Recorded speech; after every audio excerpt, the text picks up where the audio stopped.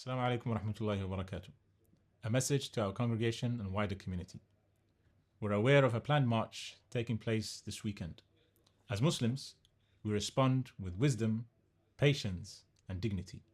Allah subhanahu wa ta'ala says in the Quran, idfa' billati hiya ahsan. Repel with that which is better. And Allah subhanahu wa ta'ala also says, وَلَا يَجْرِمَنَّكُمْ شَنَآنُ قَوْمٍ عَلَىٰ أَلَّا تَعْدِلُوا اعْدِلُوا هُوَ أَقْرَبُ لِلتَّقْوَى. Do not let hatred of a people prevent you from being just. Be just, that is nearer to righteousness. So we ask our community to remain calm, avoid confrontation, protect yourselves and your families, and leave this matter to the authorities. Do not share rumours, do not provoke, and do not respond to provocation. Our strength is in our faith, our unity, and our good character. May Allah subhanahu wa ta'ala protect our community and keep our city safe.